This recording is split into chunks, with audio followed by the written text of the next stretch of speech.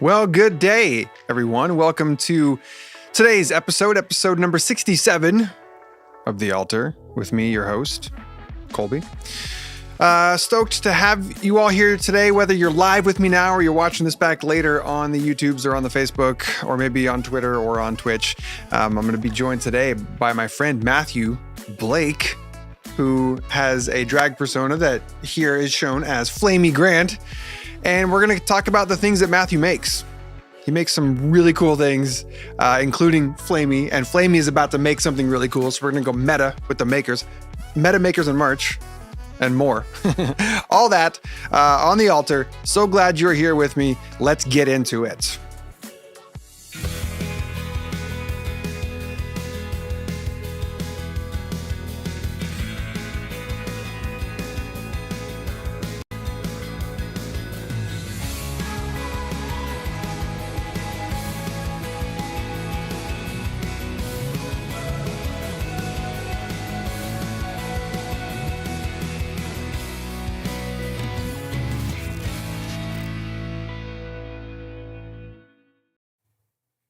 Good to see some of you on the show. Thanks for letting me know that you're out there, that you're watching and where you're watching from.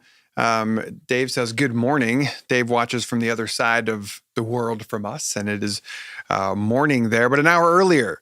So we had our, this last Sunday was daylight savings begins, right? We're in daylight savings now. Is that right? DST now? Is that what's happening? And so we kind of all lost an hour of sleep on Saturday night. And my wife and I, who lead a church service on Sunday morning, did not remember that this last weekend was the time in which the hour of sleep would disappear. And so we went out Saturday night with my brother and sister-in-law for his birthday and had a good time and enjoyed ourselves and stayed out later than maybe we would have had we remembered that 1 hour of our lives was about to be gone. But anyway, I like this time of year. I like waking up in the morning and it's still being a little bit dark. And then I like having all the extended hours. This works out really well, especially for golfing, because in golf world, you can do twilight hours, which allows you to pay a cheaper rate in the afternoon.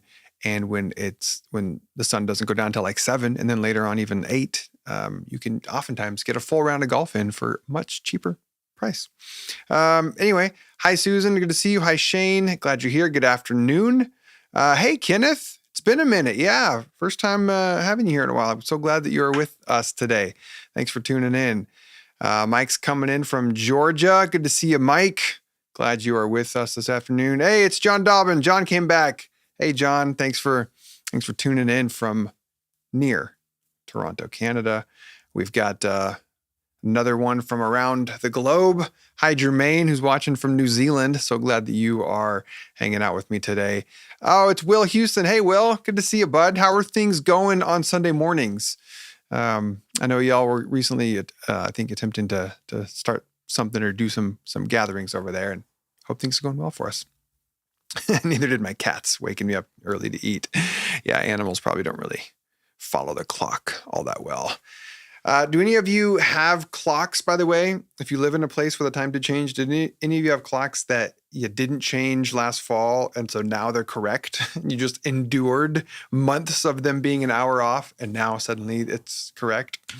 That's pretty fun. We have our minivan. Something happened to a number of Hondas this last year when the new year rolled over into 2022. There was something, and I read about it and I kind of forgot the details, but something in Honda's like GPS navigational system, satellite, blah, blah, blah. It was like only clocked to be able to comprehend 20 years.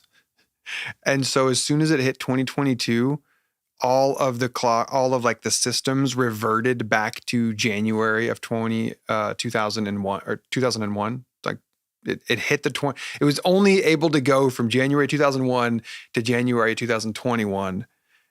And then on midnight of this last year, all of these Hondas were like, and it all came back to 2001. And you can't change. You can't go and manually override it. It just doesn't. So like our GPS navigation system, the GPS still works even though we don't use it. It's pretty old and antiquated. But the clock, we can't change it. And so every morning when we turn the car on, it says 7/14, January, I think 7th, 2001.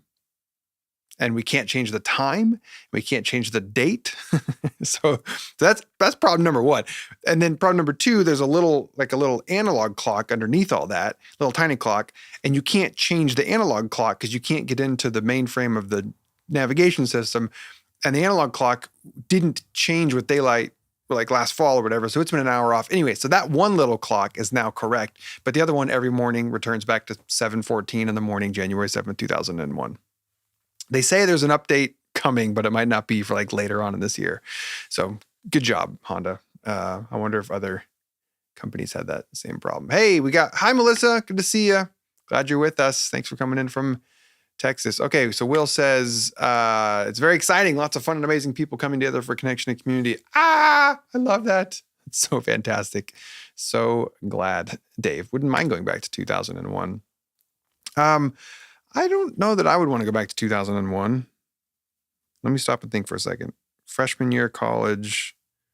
I guess it was a fine year, but I'm content here. Your car clock also does this. Cars are fun. All right. Here, before I get to my guest, I want to talk about one thing really quick. My weekly newsletter, weekly asterisks. It's hit and miss, but when I'm doing well, it's weekly. Perspective Shift. So today I sent out a newsletter for those of you who have gone to perspectiveshift.co and subscribed to my Substack page. I sent out a newsletter this morning that is essentially the script from something I shared at my church this last Sunday morning.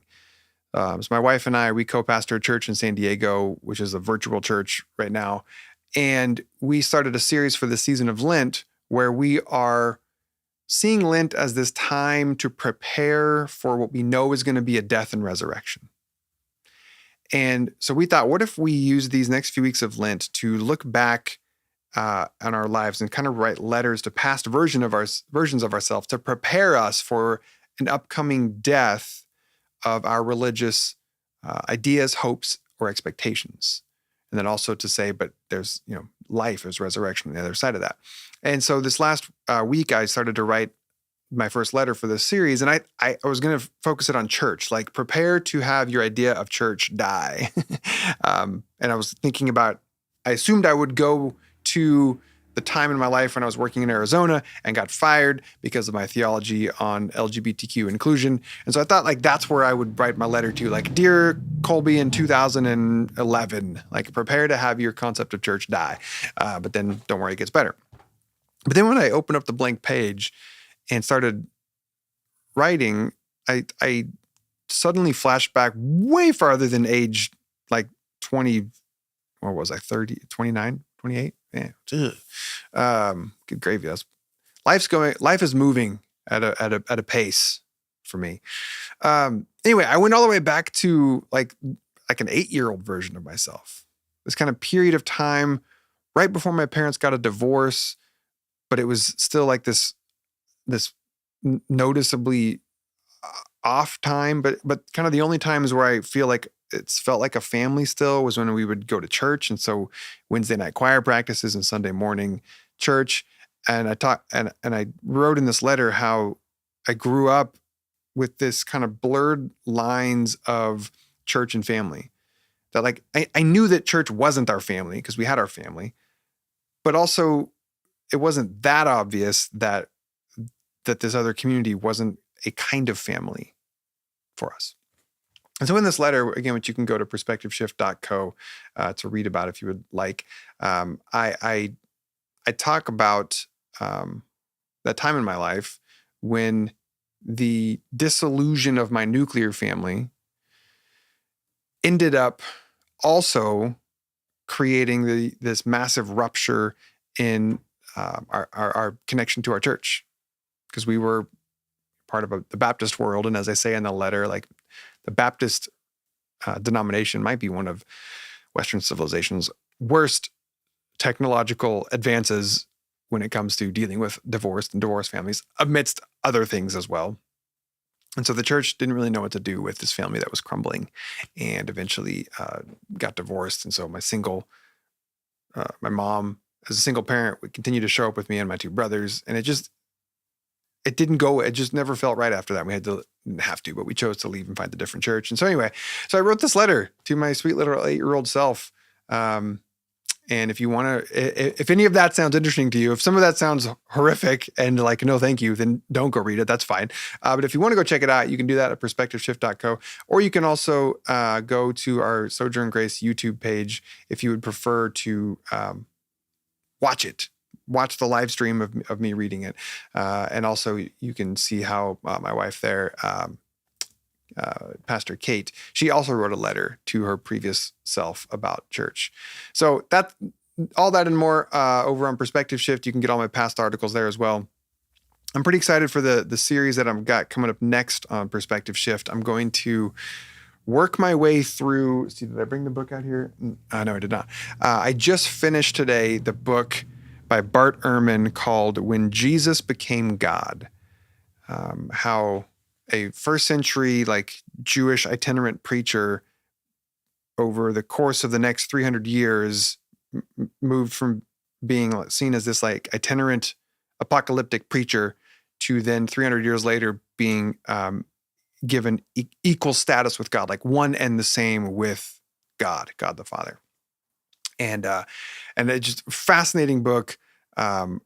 Answered some questions that it actually had for a while, specifically the question of how and why did Christianity become so obsessed with the idea of correct belief and getting things right?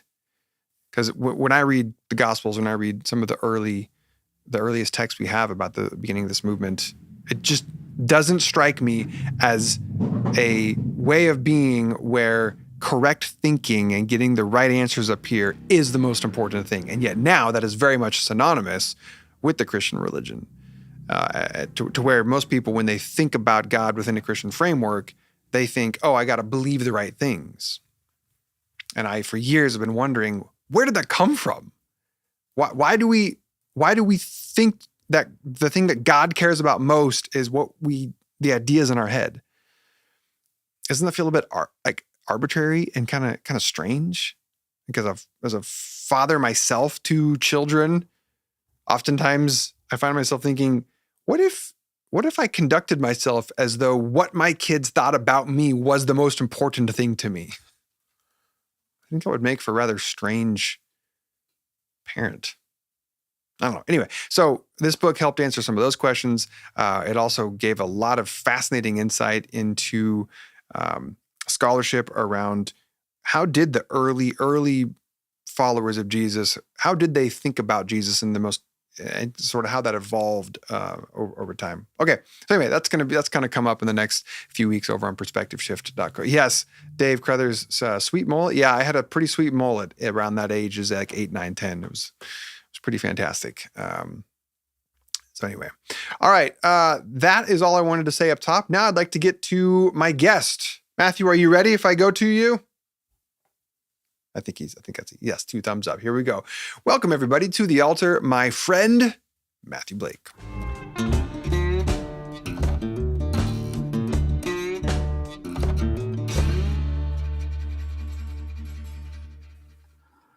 Hi, Matthew.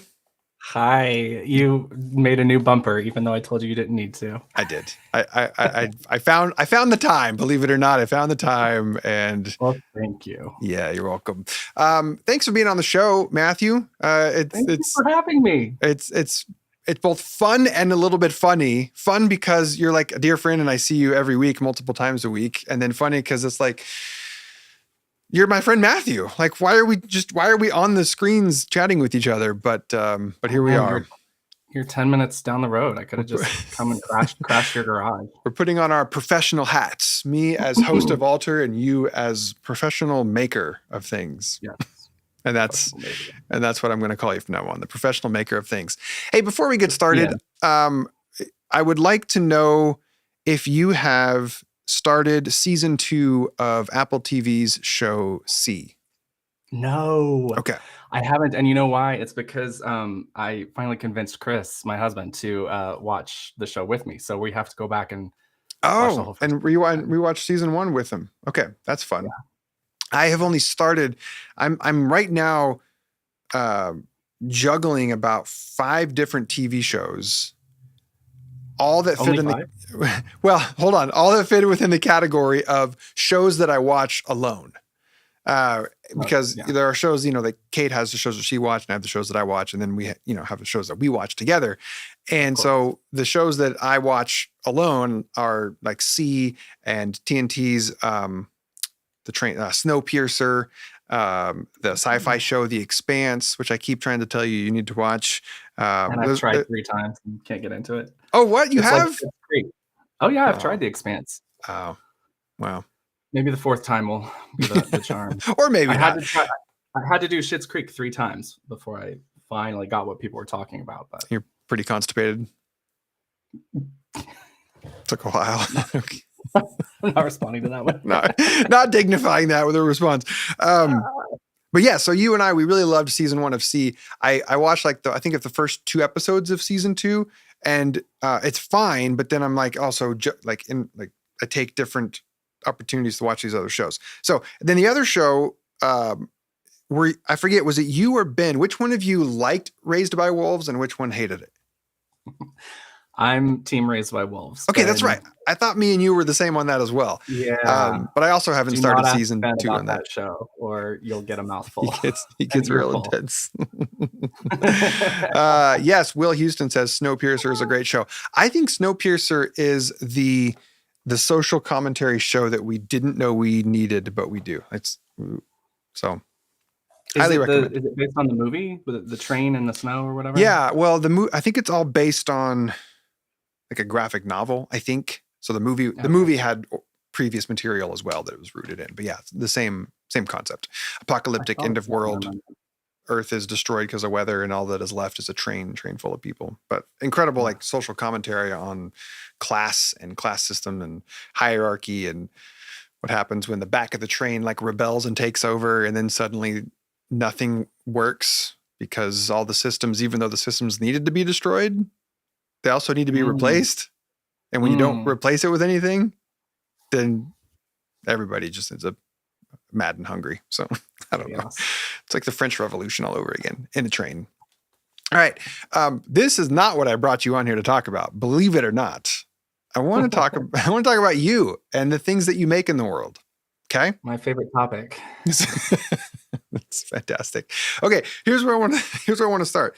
I'm doing this series in March called Makers in March, and I want to begin by asking you, because I know you, I've known you for like 10 years now, and you have, I know, right? And as long as I've known you, you've been a prevalent maker of things, whether that's writing songs or back in the day, you had a blog that you wrote. And now, as we're going to talk about later, you make drag and all the art that comes out of that. Has this always been, so my question is, has this always been true for you? Have you always been a maker of things? I would say, yeah, this is an intrinsic, innate piece. I mean, we'll get to the drag, as you said, but harkening back to some of my earliest days, I mean, we have photos of me like trying on my mom's clothes and figuring out how to make it work on my tiny little toddler frame. And then just as far as words and ideas and music especially go, I mean, I started writing songs. I think it was 9 the first time I like actually said, I'm gonna have a chorus and a verse and it's gonna be a full song and I'm gonna go upstairs and sing it to my mom and show off. Do you remember anything about that song? Or I remember the entire song. Yeah. Are you serious? It is called Lord Your Love, and it is terrible. Okay. Sure. Well, sure. Yeah. I'd be shocked if it wasn't. And if you said it wasn't terrible, I might hear it and be like, no, Matthew, it is terrible. You're a 9-year-old. Like, we'll hang it on the fridge and we'll be really proud of you, but it's not good. No. It was just an amalgamation of all the different phrases I had learned in the hymns we sing at church. But, put in my voice. But yeah, so, I've always made shit. I'm sorry. What are the rules here? You can say whatever you want. It's fine. Made shit. I have always made shit. I mean, YouTube will instantly stop monetizing it, and the hundreds of dollars that I make are just gone now. No, I'm not serious. Sorry, YouTube. I'm kidding. YouTube. Don't go. Take it out on my account. Take it out on Flamy account. No, literally, I think I make about $15 a month through ads on YouTube. So, and they don't even more than I know. That's $15 more than I even know how to make on YouTube. So I'll show you how. You too can just take 10 years to build up enough of a platform to make $15 a month. I feel like I'm just going to start an OnlyFans before I go that route. That might be far more lucrative. Way easier. Okay, so you've always had this impulse to make things. I know that part of your journey, you and I share some similarities, which is to say growing up in like a religious, conservative, fundamental type environment, which is not where we are anymore. Praise the Lord. So it's really hard to think back at that time and not have all of our impulses be colored by religious motivations or instincts or whatever. So I think what I'm wondering is, for you, because your first song was, you said an amalgamation of what you'd heard at church. Do you recall, like, when you created things, did you feel like you were creating things for God, for the glory of God? Did you think that, like, you could only create things that were in service of that? Like, do you know what I mean? Like, were those instincts or impulses like really enmeshed together for you? Yes, very. Okay. So how there's this idea within the evangelical world about the sacred status of biblical text, and unchangeable, immutable, should not be meddled with. Mm-hmm. I mean, our family and our community, church community, I think we took that a step further. And I remember getting in trouble for singing like songs like the Bible. Mm-hmm. The Bible, yes, that's the book for me. I stand alone on the word of God, the Bible. Exactly, very that. Okay, can we remix that into your upcoming Kickstarter album that we're going to talk about in a little bit? No, come on, we need to sample that. Not. Come on. And here's why: because my community would have told me that putting my own lyrics to that tune was like same level as like Thomas Jefferson Wow. cutting passages out of the Bible kind of thing. Wow. Like those things are sacred, and so sacred that they, the point being, yeah, it's all for the glory of God. Okay. And we shouldn't be even really bothering to put out work that isn't explicit in its aim to accomplish that goal. So, um, you know, I, when Amy Grant, who obviously I named myself after, um, went secular with her music. I got the House of Love album on cassette one year for Christmas, and we put it in the car on the way to church. I think Christmas was on a Sunday that year, or for whatever reason we were headed to church, because just because it's Christmas doesn't mean that You didn't need a reason, don't go to probably. church. Yeah. So we popped that in, and she started singing "Baby, I'm the lucky one," and my mom, halfway through the first verse, like eject, and was like, "This is not about Jesus." Oh, So damn. there's Yeah. just a real like strict idea that what we put out into the world is to evangelize or glorify God, edify the body of Christ. I guess those would be the three things that would have been acceptable Mm, content. We didn't have, there was no such thing as like full-time content creators back then, no. Right. but that's what the content that we were putting out. So yeah, I felt very compelled to make sure all my music did that. Sorry, John Dobbin. We just triggered Don or John with the BIBLE. Okay, so then fast forward a bit. Then, so you wrote your first song at 9, and then you, I don't know, early 20s. You find yourself in San Diego, and you're writing songs as a solo artist, aka Matthew Blake. Mm-hmm. Were you beginning to branch out a little bit of those three categories that you just listed? Songs edifying the body or glorifying God or evangelism. Were you starting to flex those muscles, or was it still really just all squeezed into this cookie cut expectation?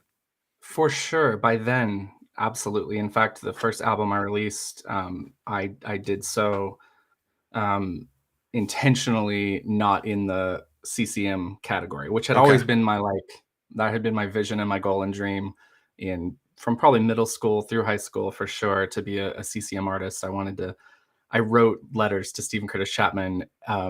We had a week in high school where we got to go shadow a mentor, like someone in the profession that we thought we might want to go. So I wrote letters to like 15 of my favorite CCM artists. And Stephen Curtis Chapman wrote me back, but said, "No, I can't. You can't come spend a week with me." He wrote you back though? That's fantastic. He did write me back. And then another one, Jenny Varnado, who I think had one album. No one would probably even know who that is, but she wrote me back and was like, "We'll see if we can work something out." And then, didn't happen. But where was I going with that? Oh yeah, so by college, actually, I was already thinking about how I wanted to.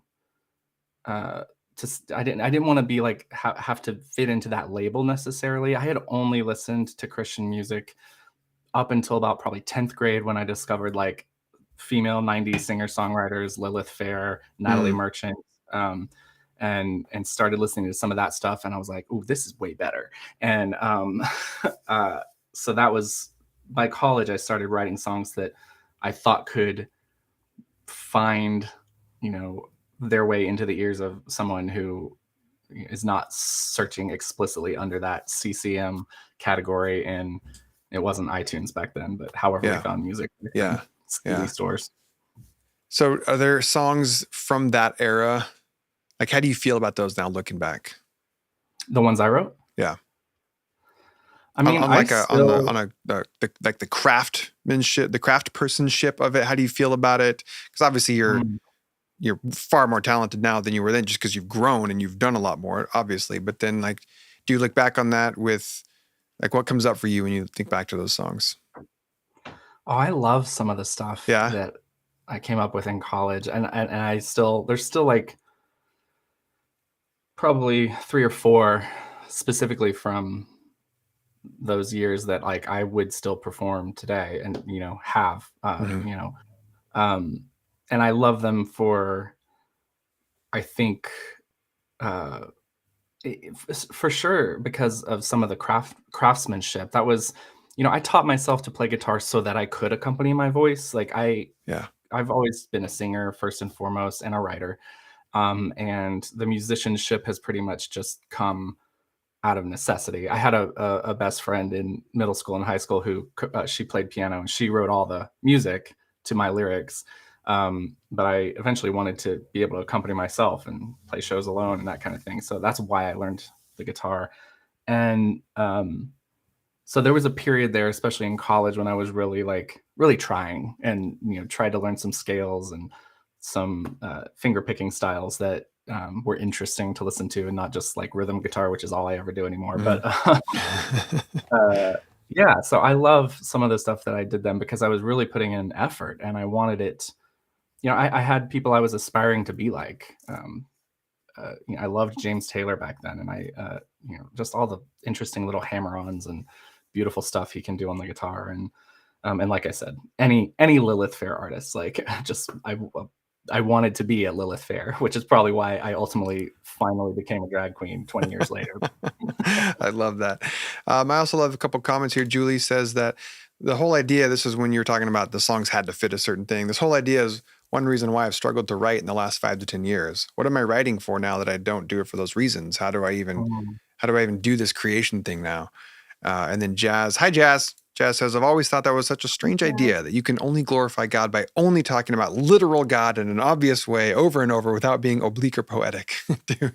Doing that about any other writing topic would be insane and lead to awful writing, which So is of the many things one could criticize CCM or other kinds of like Christian music is it's pretty uninteresting for the most part. Like they're just, when you just flatten it out, like Jazz said, this literal, here's the range of adjectives. Like we've already been pre-described the things you can say. And here is the goal that you want to move people to. Like, I don't know, there's only so many ways you can say the same thing over and over and over again. But anyway, hi, Ben, your housemate's somewhere, amening something. Hi, housemates. We receive you, Ben, and your amenage. Okay, so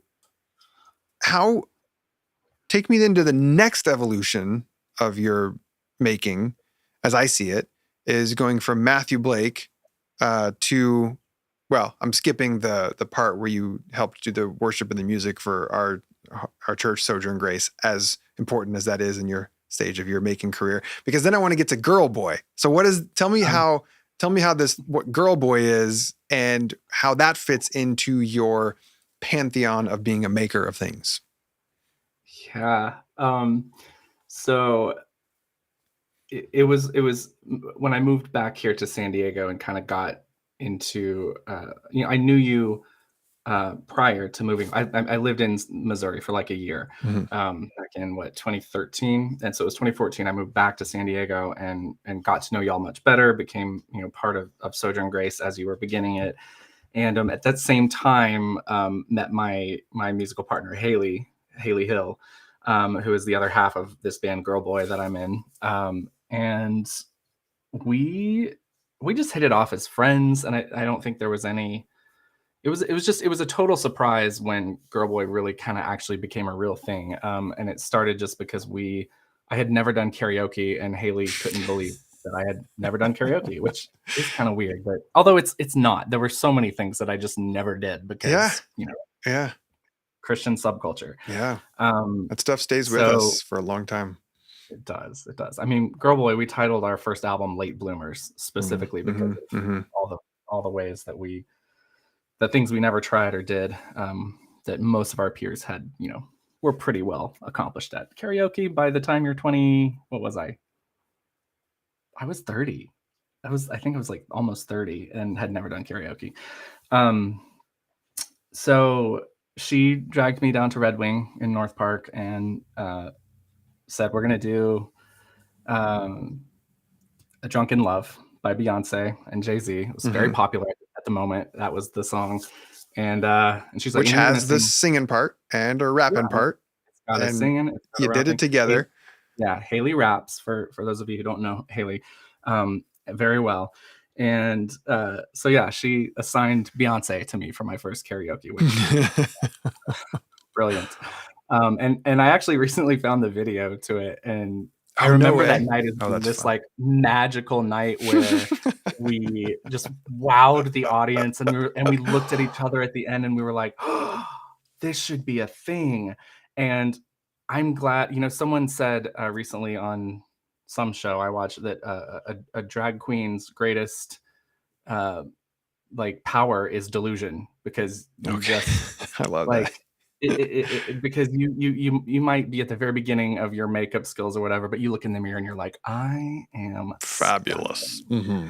And 10 years later, you look back on that and be like, girl, like, oh. And that's kind of how I look back at that video, that karaoke video. I was like, oh, we weren't, I don't know why anybody listens to us. Wasn't as good as I But thought it was. we Yeah. did, yeah. After that performance, we turned to each other and we were like, this is a thing. And like literally from that night on, we just started dreaming about making music together, and then we just did, and we moved in together, and we were housemates for a long time, and have recorded 2 full-length albums as Girl Boy and several singles that we've peppered Mm-hmm. along the way, and we're just now making music again after really kind of shutting Girl Boy down for a couple years during pandemic. Yeah. We just released a new single, and we have like 3 more that we're working on, so that's exciting. But yeah, that was just I would say fluky weird thing, but it was also just like a really like natural thing for Haley and I to do, because just the chemistry. I think just the chemistry we have as friends, as people, and then we both had this desire to be making something. Speaking of makers, and like I said, we're like, I don't know that there's a queer like group out there that has like a lesbian rapper and a like gay from Appalachia like folk singer, like putting all that stuff together, and we were like, let's do that, let's make that. I love what y'all make with that. So for anybody watching this now or later, please go check out Girl Boy. Okay, so the evolution of Matthew Blake's making. So you have been singing since you were a youngin'. You learned to play guitar so that you could accompany yourself and continue to sing, even though it was in maybe a more constrict context. You start to branch out a little bit and start to write your own music that maybe has other North Star, maybe other paths that people, might point to. You connect with Haley and you begin to, as I would observe as a friend of yours, you begin to find a type of comfort with performing more than just like sitting on a stool, for instance, playing a guitar. Suddenly you are dancing.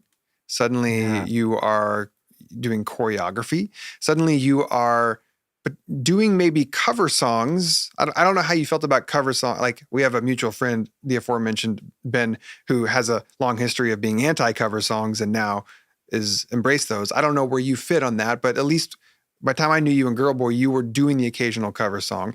Where I'm going with this, Matthew, is I now want to get into the part of the current part of your life having to do with drag, and part of what I see is all these little like building blocks that have helped sort of create an incredible foundation for you to be in this world of drag, where you are creating music, you are borrowing from other performers and creators, you are doing choreography and like really playing to a crowd more so than like the singer-songwriter from Appalachia. Like all these pieces are finding like a really beautiful synergy in this now persona of Flamy Grant. So then let's back up just to where, tell me, how did you even get into drag? Where I think we've talked about this before, so a little bit of this is just for the audience because I already know the answer to that. But tell us a little bit now how you got into drag and what was your relationship to it, if at all, before that moment. I had no relationship to drag at all until what would that have been, 4 or 5 years ago. It was not even like a thoughts or feel like you were just sort of indifferent. You knew it was a thing over there in the world, but it wasn't something you had really given any mind to or had an opinion on. Yeah, I had never connected the dots Hmm. of the toddler dressing in his mom's heels and playing with her makeup to me today. I had never, because again, just without going into all the detail, just the suppression, just the Yeah. internal suppression of what I knew, quote unquote, to be wrong. It had been just so heavily drilled into me in my community that, you know, what gender roles, all of it, and especially in the context of how we all bear the image of God, right? Like men do a very specific thing in the world Yeah. according to traditional evangelical perspectives, and that's what I was supposed to do, right? Like be a leader, be a look a certain way, all of the things. So no, I had absolutely no realization that what I was trying to do as a kid was a type of drag performance. Hmm. And it wasn't until yeah, it's probably been about 6 years or so since I actually saw my first drag show, and Hmm. my brother took me to a show in our hometown back in North Carolina, because he came out actually around the same time I did, um, and but is 6 years younger than me, so he got just a little bit of a jump in terms of the the life. Yeah, I don't know how to say that, but whatever. Sure. Like a Sure. little bit of a 6 year head start Yeah. Yeah. on me, and yeah, was much more comfortable with himself at an earlier age than I was. So he took me to my first drag show, and it was, I think I was still had a lot of the internal reactions of like, this feels very sus. Like, I don't know if this is okay or not. And then it was back here in San Diego. Shortly after that, I went to a bingo, not a bingo, it was a trivia night, a Harry Potter trivia night at one of Hmm. the gay bars here in San Diego, and a local drag queen, Miriam T, who's just one of my favorites, was hosting, and that was the night I would say I really got like starstruck and was like, oh, Mm. she's so pretty, she's funny, she's people are throwing dollars at her, like, um, it was just like a fun night. I mean, obviously, Harry Potter trivia, it's not that hard to make Yeah. fun for Yeah. people who are drinking. So, um, but I started kind of following her after that, and then found a bunch of other local queens.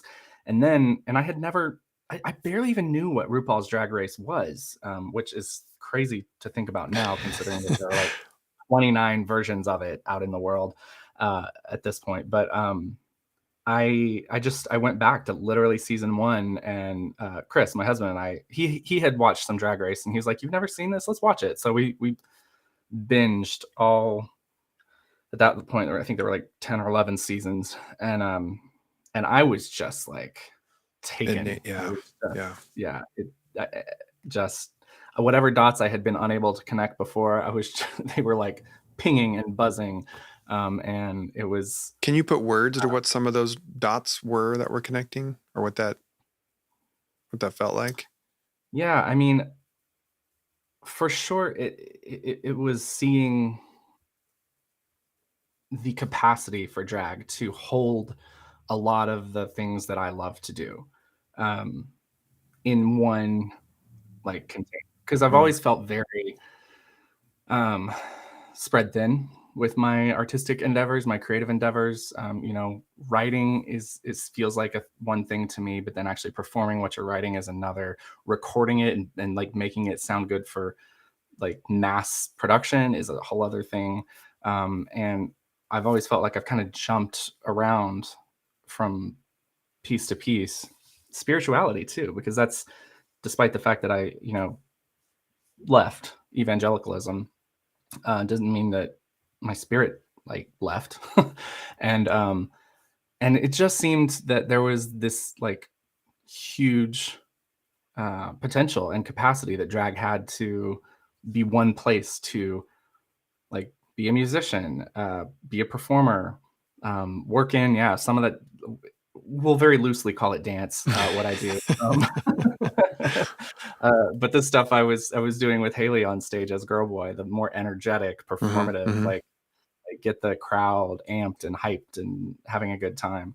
Um, all of that like a drag persona was like one place that could hold all of those things. So that I think that was what was pinging for me. That plus there is this whole like healing piece of it that for me has like taken me back to you were talking about, I loved your letter to your 8-year-old self this past Sunday. I mean, that's inner child work, and that's something that I had started to do over the past 6-7 years as well. And drag is just another way to do that, to talk to that kid who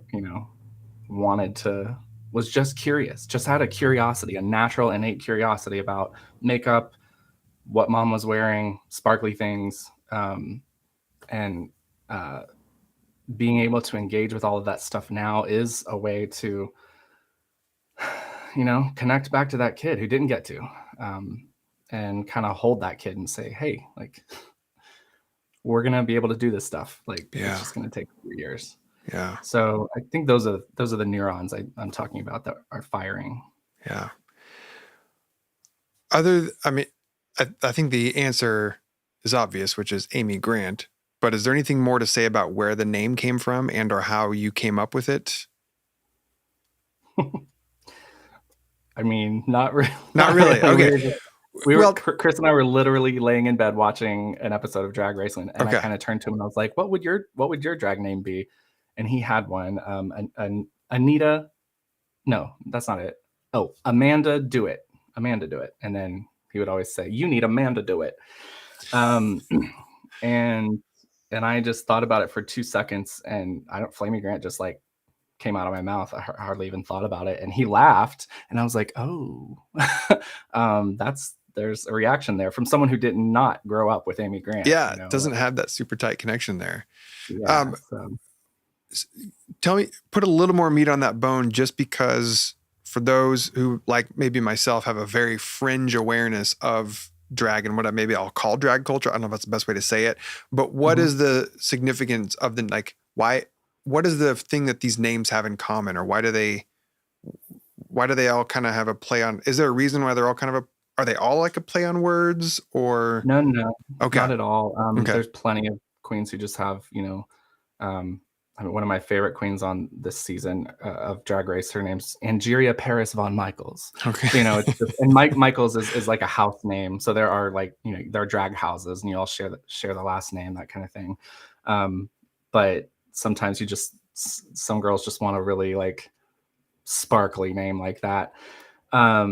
But there are plenty of punny, funny names like Amanda Do It, or names that are plays on artists that we know, Tina Burner.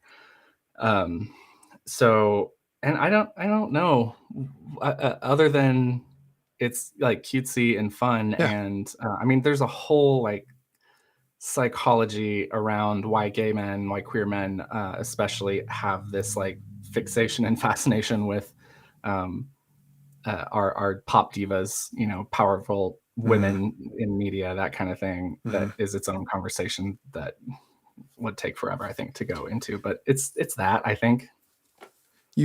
When you referenced some of the queens' names, you used the pronoun, or you called them girls. And so can you say, is that common when men are in their drag persona or as their queen? Is it female pronouns? Yes. Yeah. I would say it's common. Yeah. Yeah. Not exclusive, but common. Okay. Like most, I think. Most cis men who do drag probably use she, her pronouns when they're doing female presenting drag. Okay. There's all kinds of like qualifiers you have to put around that, because there are women who do drag as presenting as men. There are women who do drag, cis women who do drag still as presenting as a cis woman. There's all kinds of categories that people can fall into. Drag is a very broad term. Okay. I'm curious then. You said there are cis women that do drag, but as presenting as a woman. Okay. So then give me a sort of understanding of the term or the concept drag that makes sense of that. Because I would have thought that it wasn't. So what is drag then? It's kind of a bigger question. Drag, Knowing that you're not an authority, I'm not asking you to speak for all queens and all that, but kind of as you understand it, why would a iteration like that fit under drag? So give me a loose enough understanding of drag that sort of can hold space for that. I think that drag, and yes, with the qualifier that I do not speak for the entire drag community, and my definition may not be another person's, but drag is this hyperbolic, exaggerated presentation of social constructs of gender that is usually like it's usually being used subversively to kind of upend our notions of what gender is and how people should look and behave in the world. And obviously it's much lighter than that too. It's just it's comedy, it's entertainment, it's big makeup, big hair, big costumes, like that. That's part of it too, right? I mean, that's part of it. Absolutely. Right? Okay. That is a big part of it. And so especially traditionally, I think traditional drag, like dating back many decades, is that like just really big, bold, extreme stuff. I mean, nowadays there's stuff that is not big and bold and extreme. It's like people who are actually going for like a much more accurate, quote unquote, representation. Oh, really? Oh, interesting. Modern femininity. So that like trying to like you're not doing a massive, huge black bold eyeliner. You're actually just like doing like more conservative makeup, subtle, but subdued, yeah. But for the purpose, still, I think still the underlying purpose of it is always, it's rooted in the fact that there were not safe spaces for queer people, gender non-conforming people, and this really in your face, bold, brash version of it. Just sometimes you have to, like, if you're going to push boundaries outward to include more people, you have to do it a little aggressively. Like there has to be that edge to it, because that attention grabbing edge. And there, I think those are like frontline people, who are out there making the world safer for maybe a drag queen makes the world a little bit safer for like a cis man who's effeminate, quote unquote, who isn't conventionally masculine. That kind of thing. Love that. But there's plenty of discussion to be had around the definition of drag, and that doesn't begin to cover it. Yeah. So if we go back, thank you for sharing that, your thoughts there. If we go back to this concept of being a maker, there are layers, literally, and sort of metaphorically, there are layers of making that happen when you get ready and then perform for the drag. So what are some of those? What are some of those? What are some of the preparation and the making that you do to get from Matthew Blake to Flamy Grant? Oh, yeah, they're layers, literally. I mean, starting with a shower and a shave, and where do you want me to go into like the process of like the physical transformation? I'm curious about it. Yeah. The actual making of that. I know you do so much work with wigs and hairs and the makeups and the costumes and just all that. Yeah. Well, there you go. Yeah. Even before the shower and shave, obviously you have a costume in mind. You have a wig that you've prepped, hopefully. So yeah, drag is not a cheap, I always thought skiers are just insane human beings.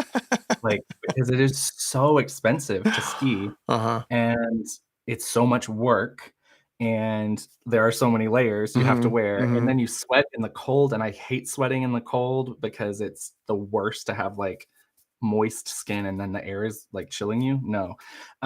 So I've always thought skiers were absolutely insane until drag, and I'm like, oh, okay, this is just the part. This is just the thing that makes me happy. I guess skiing makes them happy. Yeah. So you It's could all put worth up it. with the hotness underneath and the coldness out. You could put up with that if it's the right context, turns out. Yeah, I can put up with sweaty skin under multiple layers if I'm in a spotlight and there are people like clapping for me. Then yeah, then yes. Nice. But yeah, it's so you've got whatever rhinestoned sparkly costume, you've got hair that you have teased up to heaven, and sprayed to keep its place all night, hopefully, and jewelry probably that you've purchased off of someone who knows how to make jewelry, or you learn to do all these things yourself. Like, I don't think I'll ever learn to solder jewelry. That one's like not really something I'm interested in, but I've both bought wigs from people who know what they're doing, and then I've also like taught myself. YouTube has taught me how to make my own wigs, style my own wigs. Costuming is something I haven't really gotten into a sewing machine yet, but I want to. Like, that's like to be able to make my own costumes. The ones I see in my head, I'd love to be able to do that. Right now I'm still paying people to do that.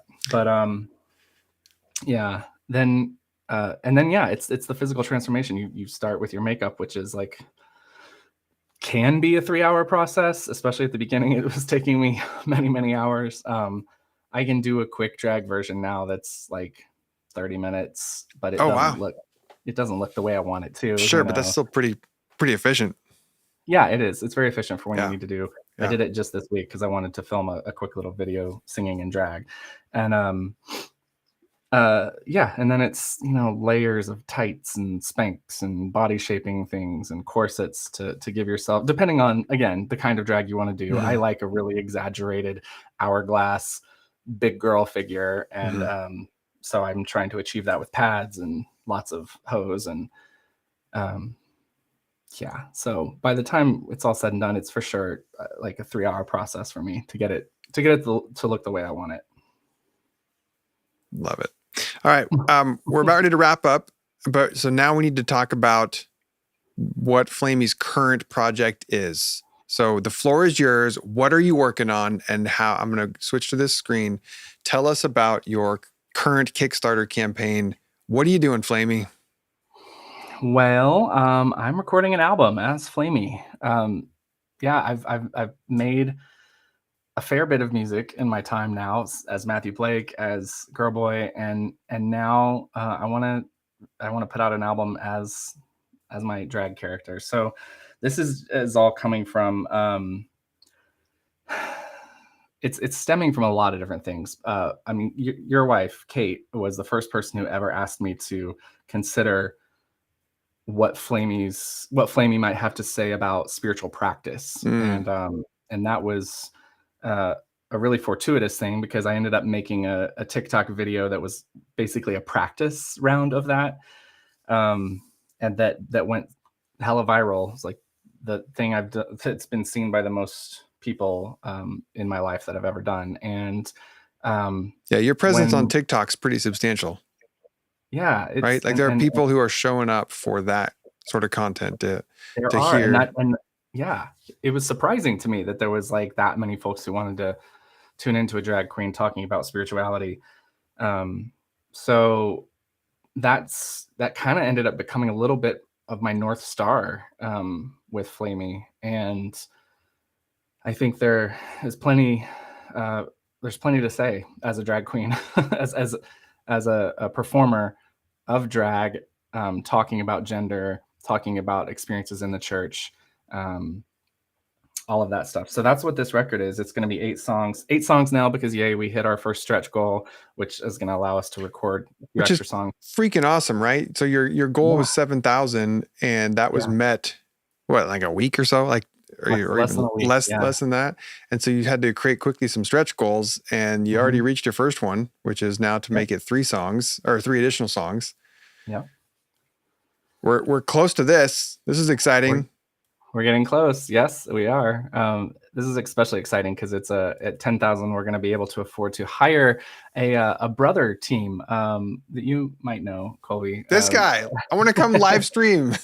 Yeah, look at Colby's live stream right now. Like, this is the quality that we're trying to get to for our album release party. So Yes. Colby and your brother Logan, if we can hit that goal, I'll be able to afford your skills to make this 750 happen. more. So if you're watching this, and I've got the link in the description below, and you can see it on the screen there, go and support. There's only 66 hours left, people. That's right. Go back this thing. I'm so excited for this. I'm so excited for you. I'm so excited for this project. I think it's brilliant. I was highlighting some of my favorite parts of your copy here. Like, I loved this.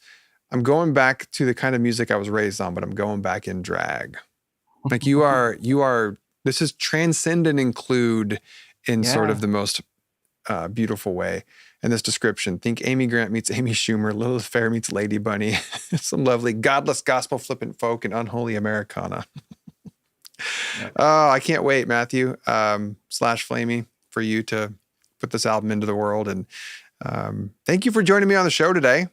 Thanks for sharing yourself. Thanks for talking about the things that you make. Pleasure. The world's better because you make things. The world's better because you're in it, living as you. And then also saying yes to that creative impulse inside of you to make beautiful things. Thanks for doing this. Thanks for these conversations. You're welcome. All right, bud. Have a good day. We'll see you. I'll see you in a couple days, I'm sure. Bye, Matthew. Bye. So that is my dear friend, Matthew. Go follow him on all the platforms at Flamy Grant. And then, like I said, you got like 2.5 days left to go back that Kickstarter and get in on some of the early rewards. And let's help him get to that $10,000 stretch goal so that then I can help live stream his release party. That'll be a ton of fun. Next week, my buddy Scott's going to be on the show. Scott has a brand new book called Say Yes, which is a reflection on his reflections on death and dealing with mortality and depression and mental wellness and all that. Scott and I go way back. We went to Africa together years ago, back when we were both in this evangelical world where going to Africa felt like the right thing to do. And we've been connected ever since. And he is one of my favorite makers in the world. So that's going to be next week on the altar. Until then, have a wonderful week and be well. Love you. Bye.